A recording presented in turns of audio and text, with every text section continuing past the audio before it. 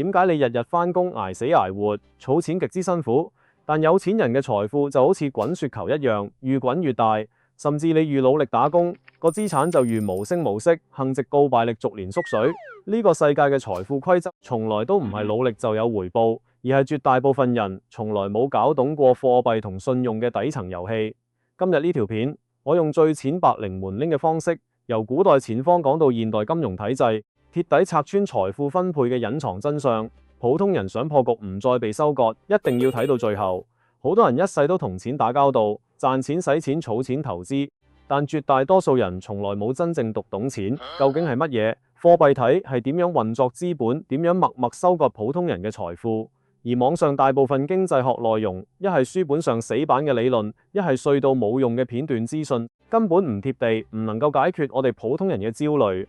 今日呢期片，我哋鋪開所有晦叫嘅學術術語，由人類最原始嘅交易分工，古代王朝嘅錢荒亂象，一步步拆解到現代信用貨幣嘅創造機制、財富失衡嘅根源，最後落地講返我哋現代人嘅生存困境，全程淺白易懂，用史實同真實案例講道理，幫你徹底打通宏觀經濟同個人財富嘅認知壁壘。好多人覺得經濟學只係紙上談兵，毫無用處。呢個睇法其實好正常。學界一直有個認知鄙視鏈，理論物理學家睇唔起實驗物理研究者，應用學科從業者睇唔起基層技術人員，而經濟學喺大眾心中嘅口碑仲要更低。大家都覺得經濟學理論睇落高深莫測，但解釋唔到現實嘅經濟亂象，亦都幫唔到我哋解決財富焦慮。但其實經濟學誕生嘅初衷就係為了解決現實問題。點解經濟繁榮會突然逆轉，失業浪潮毫無預警到來？點解平穩發展嘅經濟體會突然陷入衰退停滯？點解我哋踏實打工乖乖儲錢，最後資產都會無端縮水？告敗力一年比一年差。無論係普通市民、中小企業主，甚至各國政府，都需要一套貼近現實嘅邏輯去解讀經濟波動，破解財富困境。但好殘酷嘅現實係，經濟體系係人類社會最複雜嘅系統，牽涉生產力、人口政策、地緣政治、人性、資本博弈等無數變量。世間冇任何一套經濟學理論可以適配所有場景，解決所有問題。歷代經濟學家建立嘅各類經濟模型都有天生嘅局限性，各個學派常年爭論不休，永遠冇統一標準答案。呢亦都係各國宏觀調控從來唔會單一信一套理論，只會根據市場實時變化靈活調整策略嘅核心原因。想學識經濟、睇透財富，首先要記住呢個核心認知：世上冇絕對正確、萬能通用嘅經濟學理論，只有適配當下、解決當下問題嘅實用邏輯。對於國家嚟講，成熟嘅經濟認知係穩定市場、規避金融風險、調控經濟走勢嘅核心工具。對於普通人嚟講，讀懂貨幣同資本嘅底層邏輯，就係睇透社會規則、避開財富陷阱、實現資產保值增值嘅必備能力。呢期同後續系列片，我哋唔照書本般理論，唔局限單一學派，全部係基於長期市場觀察、古今經濟現象復盤總結出嘅實戰認知。我哋循序漸進，由最基礎嘅分工同信用開始講，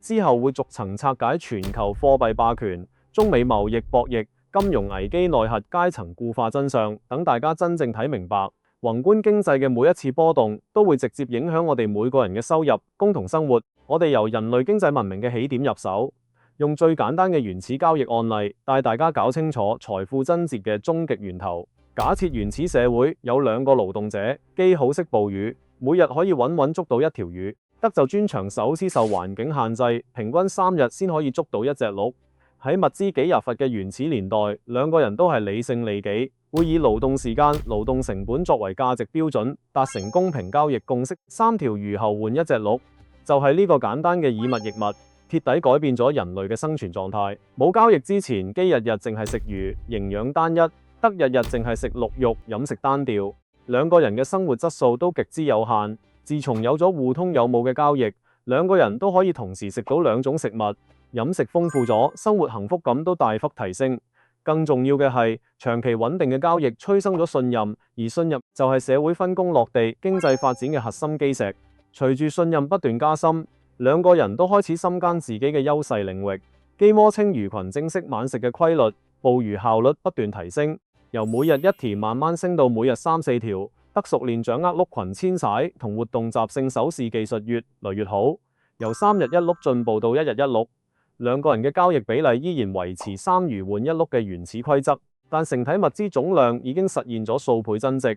原本只夠勉強飽肚嘅物資儲備，變成有餘嘅存量資產。兩個人唔需要再為溫飽耗盡所有時間，擁有咗休閒創造改善生活嘅空餘時間。人類最原始、最純粹嘅財富幸福感，從來都唔係資本堆砌出嚟嘅，而係專業分工帶嚟嘅生產力提升，係互通有冇帶嚟嘅物資富足。呢亦都係人類經濟文明誕生、迭代升級嘅核心原點。大家一定要記住呢個貫穿所有經濟時代嘅真理。所有社會分工、市場交易、經濟增值本質都係建立喺信任體系之上。人類每一次生產力變革、經濟形態升級，必然伴隨住信任體系嘅重構同擴張。信任嘅邊界就係交易嘅邊界，亦都係財富增值嘅邊界。回望文明迭代嘅軌跡，信任體系嘅升級脈絡一清二楚。石器時代嘅信任只局限喺部落之內，靠酋長權威、部落規則維繫，只可以支撐小範圍嘅分工同交易。經濟畸步極之細小，去到農耕文明，部落體系瓦解，國家政權成為信任核心，依靠皇權律法、軍隊搭建全國性信用體系，信任邊界拓展到成個國家，跨區域物資流通、產業協作成為常態。古代商品經濟正式萌芽，踏入現代文明民族國家體系形成，各國透過貿易協定、國際公約建立全球通用嘅交易規則，信任體系鐵底突破，國界覆蓋全球。正係呢套全球化信用體，係支撐起超長嘅全球產業鏈，令手機、高端設備、航天器材呢啲複雜工業品可以大規模生產，還就咗現代物質文明嘅繁榮。所有交易嘅底層都係信任。喺現代社會，呢套支撐經濟運轉嘅信任體系，就係信用體系。好多人以為只要建立完善嘅全民信用體系，就可以持續激活市場，普惠大眾，實現人人富足。但現實遠比理論複雜，信用體系只可以解決交易能否達成嘅基礎問題，卻冇辦法規避財富分配失衡、地緣博弈、金融危機、階層固化呢啲核心難題。呢啲問題貫穿古代貨幣嘅興衰，亦都一直困擾住現代全球經濟，而所有答案都藏喺古代貨幣體系嘅迭代亂象入面。講返原始交易場景，隨住族群繁衍、人口暴漲、生產力不斷提升，物資產出同交易次數幾何級增值，效率極低嘅以物易物、鐵底金箔上大規模交易嘅需求，人類開始揾通用嘅交易媒介，貝幣、刀幣、銅錢呢啲早期貨幣就應運而生。古代貨幣可以成為通用交易媒介，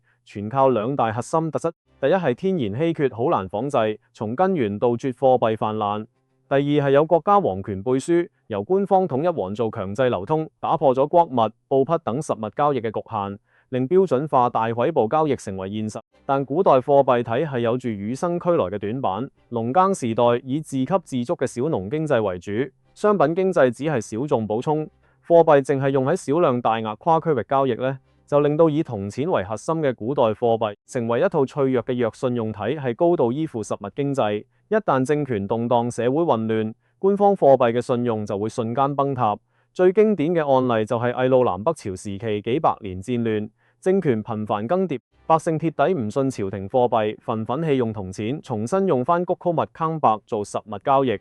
因為實物可以直接使用，價值穩定，而亂世入面嘅官方銅錢，最後只會變成一文不值嘅廢銅。呢係古代百姓最過數嘅生存智慧。一直到唐代大一統格局形成，社會秩序穩定，朝廷嘅皇權信用重建，貨幣體系公信力先慢慢修復，商品經濟再度復色。唐代手工業、商業高速發展，物資流通越來越頻繁，笨重難老大嘅實物交易被市場淘汰，貨幣交易成為全民主流。即便係咁，唐代一直推行錢帛並行政策，強制百姓同時接受銅錢同絲入品做交易媒介。睇落保守嘅政策，其實係朝廷嘅無奈之舉。金屬貨幣稀缺性極高，還幣效率有限，貨幣增發速度永遠追唔上生產力發展速度。當市場物資越來越多，交易需求越來越大，流通貨幣卻嚴重不足，就會出現物地錢貴嘅通貨緊縮現象。通貨緊縮會引發致命嘅經濟惡性循環，貨幣越來越稀缺，購買力不斷上升，百姓紛紛囤錢，唔使減少消費。市場交易活躍度暴跌，商品滯銷，物價下跌，作坊減產，工匠失業，經濟增值鐵底停滯。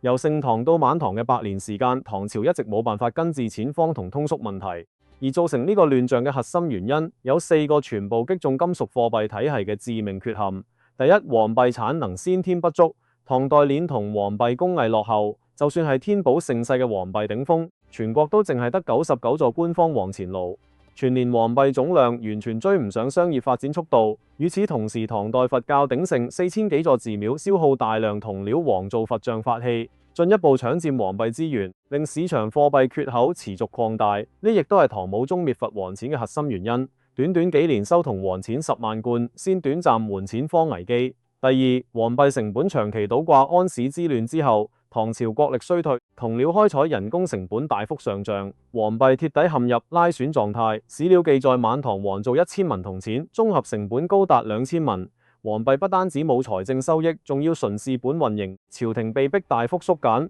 黃幣虛報市場貨幣供應持續收縮，錢荒問題越嚟越嚴重。第三，兩稅法加劇貨幣缺口。唐前期實行租庸調制，賦稅以穀物、堅帛等實物為主，民間對銅錢需求極低。公元赤幣80年，兩稅法改革，實稅全面改成貨幣稅，全國賦稅統一收取銅錢，每年淨係官方稅收就回籠2000幾萬貫銅錢，大量貨幣被封存國庫，退出市場流通。百姓為咗交稅，集中拋售實物，直接導致物價暴跌，銅錢升值通縮嘅惡性循環，鐵底固化。第四，民間囤錢令流動性枯竭，人性提利越係稀缺嘅貨幣，百姓越中意囤積珍藏。唐代中晚期，權貴富商大批布窖藏銅錢，大量貨幣深埋地下，長期封存，市場流通貨幣持續減少。朝廷都曾經出台嚴苛法令，限制民間囤錢上限，超額必須限期流通。但呢個政策違背人性同市場規律，最後彎為一紙空文。為咗破解錢荒，籌集軍費，孖援財政危機，晚唐朝廷推出激進嘅貨幣運值改革，強行黃造大面額劣幣，攤元重寶面值定為傳統開元通寶嘅10倍，後續重輪攤元錢直接升到50倍，但新幣嘅重量含銅量幾乎冇變化，本質就係官方強行增發劣幣，透支國家信用，收割民間財富。政策一出，市場鐵底崩盤。民間好快就摸透規則，紛紛用還足值嘅開元通寶、絲黃高面值、劣幣暴利高達10倍以上，全民絲黃劣幣泛濫，物價飛漲，市場秩序鐵底失控，豪強趁機發達致富，而普通百姓完全冇操作空間，不生積蓄瞬間萌值清零，無數人流離失所，馬步遍野。一套脫離現實嘅貨幣政策，唔使經歷戰亂，都足以引發階層崩塌、社會災難。呢就係劣質經濟調控嘅致命危害。復盤唐代百年貨幣亂象，可以總結出古代金屬貨幣嘅完整邏輯。銅錢依靠稀缺性同國家信用，建立起全國性嘅交易體，係推動咗商品經濟發展。但呢套體系有住不可逆嘅先天缺陷，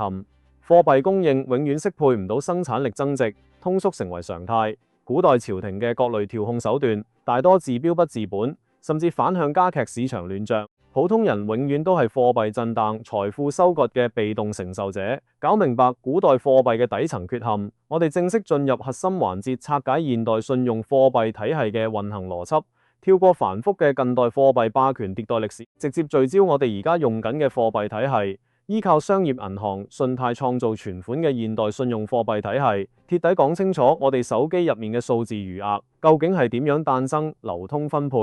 貨幣嘅本質千年不變，永遠都係信用同債務。原始社會嘅以物易物係個人之間嘅勞動信用互換。古代銅錢係朝廷透支未來稅收向全民負債嘅債務憑證，而現代貨幣就係依託銀行金融體系嘅商業信用，亦都係而家覆蓋最廣、效率最高嘅信用形態。好多人以為貨幣係印禮機印出嚟嘅紙幣，實情係紙幣只佔現代貨幣嘅極少部分。90%以上嘅現代貨幣都係信貸衍生出嘅數字化債務。基於信用債務邏輯，所有市場交易都可以重新定義。買方用自身信用計換賣方嘅商品服務，或者金融資產交易主體，包括個人、企業、銀行、政府，無數筆交易搭加起身，就構成咗完整嘅社會經濟體系。古代貨幣係實體金屬，總量固定；現代貨幣係數字符號，可以市場化衍生，呢就係古今經濟最大嘅核心差異。想讀懂現代貨幣創造，首先要掌握一條核心經濟規律。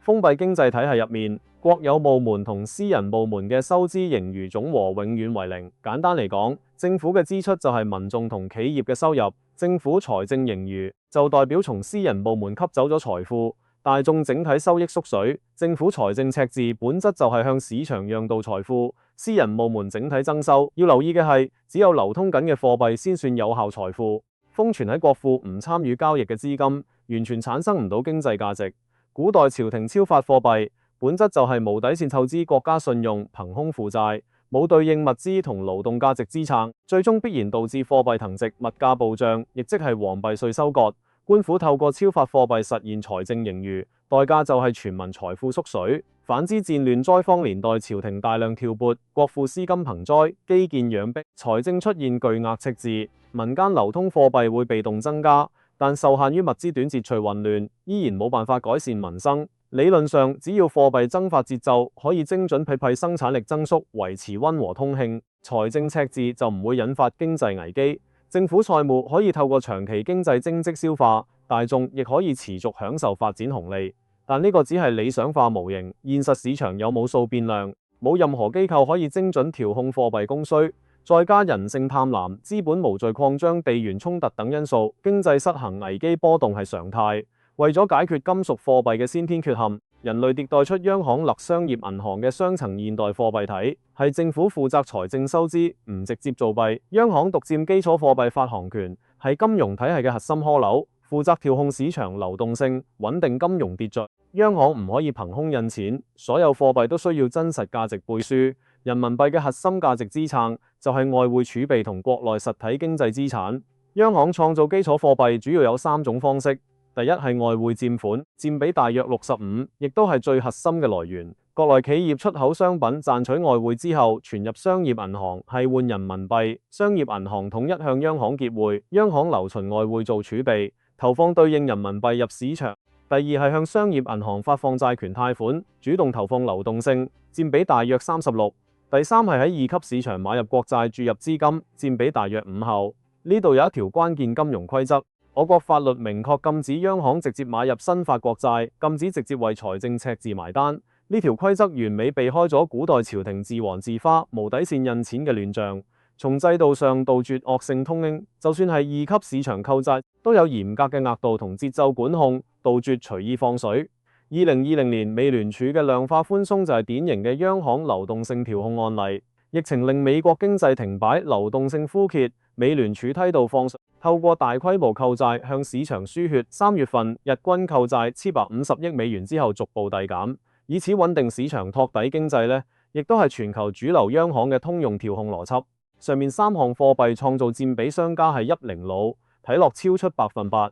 其實可以透過央行資產負債表閉環解釋央行有部分其他資產科目。同時，政府稅收資金會被封存喺央行逐戶，完全退出市場流通。呢部分資金佔比大約10%，抵扣之後，有效基礎貨幣佔比約96%，數據完全合理。讀懂央行基礎貨幣投放，就可以進入現代貨幣體系嘅核心。商業銀行信貸擴張造幣，呢係現代同古代貨幣體係最大嘅分別。古代貨幣係自上而下嘅固定發行，調控僵硬。現代貨幣係自下而上嘅市場化衍生，依靠信貸需求持續創造，亦都係普通人存款數字嘅核心來源。用最簡單嘅模型拆解信貸造幣邏輯，打工仔將100蚊基礎貨幣全數存入銀行。而家商業銀行存款準備金率大約10%，意味住銀行只需要留存10蚊上交，央行剩低90蚊可以自由放貸。買樓人士貸90蚊支付俾地產商，地產商收到資金之後再次存入銀行。銀行留存9蚊準備金，剩低81蚊繼續放貸，就咁循環往復。最初100蚊嘅基礎貨幣，最終可以衍生出接近1產蚊嘅市場存款貨幣。只要唔出現大圍捕銀行積劑後全民集中取現，呢套體系就可以穩定運轉。我哋手機入面嘅存款數字90%以上都係信貸擴張衍生出嘅數字債務，唔係實體現金。好多人質疑呢套體系係空手套白狼。事實恰恰相反呢，係適配現代生產力嘅最優貨幣體系。呢套體系徹底解決咗古代通縮常態化、貨幣供應不足嘅難題，可以根據市場需求靈活調節貨幣總量。更重要嘅係，每一筆信貸都對應真實嘅社會價值。房貸資產基建同地產產業鏈，車貸激活汽車產業，助學貸款賦能人才培養，企業經營貸助力產業升級擴大就業。信貸擴張嘅本質就係服務實體經濟增值。當然呢套體系並非完美，最大隱患就係鏈關失控。當全民盲目加連孖，信貸起步遠，超實體經濟承載能力就會催生資產泡沫。一旦泡沫破裂，債務爆雷，金融危機、經濟衰退就會如期到來呢，亦都係全球經濟危機反覆上演嘅核心根源。人類經濟一直沿住發展危機改革迭代嘅螺旋軌跡前行，危機係體系優化嘅必經過程。相比於古代危機帶來嘅王朝更迭、俄補遍野，現代社會有完善嘅社保同金融兜底機制，就算遭遇經濟波動，普通人嘅基本生存都可以得到保障。呢一就係文明嘅核心進步。拋開宏觀理論，落地到我哋每個人嘅生活，現代信用貨幣體係解決咗財富創造嘅難題，卻一直破解唔到財富分配失衡嘅核心矛盾呢，亦都係當代年輕人焦慮、內耗、躺平嘅根本原因。古代財富分配相對扁平化，階層掠奪，大多依靠皇權同擔負渠道單一，差距有限。但現代資本體系係極致嘅金字塔，谷歌財富自上而下逐層分配，經濟稀薄愈大，產業鏈愈長，資本嘅增值速度就愈快。普通人靠打工勞動賺錢嘅速度，永遠追唔上資本增值嘅速度。資本體系嘅核心使命係擴張同增值，由誕生之初就冇設計普惠分配機制。普通人生活水平提升，物質條件改善，只係資本擴張嘅附帶結果，並唔係制度嘅核心目標。呢就造就咗而家嘅矛盾：物質文明空前繁榮，商品琳琅滿目，但絕大多數人嘅幸福感持續缺失，精神內耗愈來愈嚴重。馬克思提出嘅資本異化喺現代社會展現得淋漓盡致，勞動者創造價值，最後價值卻被資本收割，勞動者反而被自己創造嘅體系支配束嚇。水上樂園、重複操作設備嘅員工、日夜奔波嘅貨運、從業者機械內卷嘅銀行白領，無數普通人嘅工作冇成長空間，可替代性極強，日復一日嘅勞動只係為咗賺取微薄人工，維持基本生活同債務還款，所有超額利潤都歸資本所有。消費主義進一步放大咗普通人嘅困境。現代經濟靠消費拉動增值，資本透過製造焦慮、包裝俗望、塑造攀比心態，不斷創造虛假需求。幾千蚊手機、十幾萬家用車，普通餐飲已經足夠滿足生活所需，但資本將高端商品包裝成身份、圈層體面嘅象徵，令普通人陷入拼命賺錢、透支消費、繼續賺錢嘅無限循環。由早教學區房、興趣班到職場內卷、婚戀消費、養老儲備，人哋一生被層層消費、枷鎖裹腕。所有人都想停下奔波，實現自由，卻喺資本嘅規則體系入面，永遠被動追趕，難以抽身。不得不承認，現代資本體系極之精密穩固，頂層掌控規則同核心財富，中層享受發展紅利，維持體系穩定，底層提供基礎勞動，承擔發展代價。睇落公平自由嘅市場，實際暗藏根深蒂固嘅階層逼務。呢亦都係當代年輕人睇透規則之後，拒絕盲目內卷，選擇躺平自癒嘅核心原因。匿喺虛擬世界守住自己嘅時間，並唔係懶散擺爛，而係普通人對抗資本裹限、奪回生活主權嘅無奈選擇。睇透古今貨幣迭代、信用邏輯、資本規則同分配真相，我哋終於明白，所有經濟認知嘅終極意義，從來都唔係空談理論，而係幫我哋跳出盲目跟風、無效內耗嘅陷阱，睇透財富漲跌嘅底層規律，喺市場波動入面守住自己嘅資產，喺資本規則入面掌控自己嘅生活，唔再被時代浪潮被動裹挟。如果呢條片幫你徹底理清咗困擾多時嘅經濟疑惑，真正讀懂貨幣同財富嘅底層邏輯，即刻點讚、收藏、訂閱頻道。點讚可以將呢套硬核淺白嘅經濟認知推俾更多迷茫嘅普通人，一齊打破資訊差。收藏起身，方便你日後重溫復盤，將底層邏輯真正變成自己嘅認知。歡迎大家喺評論區留言，分享你嘅睇法、感悟同疑問，我會逐條睇，逐條回覆大家。呢期我哋講晒貨幣信用嘅古今底層邏輯，下一期內容更加硬核，更加貼近大局，同你我命運。我會深度拆解中美貿易博弈嘅三大核心矛盾，全球貨幣霸權嘅爭奪真相，帶你睇明白大國經濟博弈究竟點樣直接影響我哋每個人嘅人工、共同資產走勢。全程看貨冇廢話，想唔錯過進階認知、持續提升認知維度嘅朋友，一定要訂閱頻道，開啟小立燈。我哋下期見。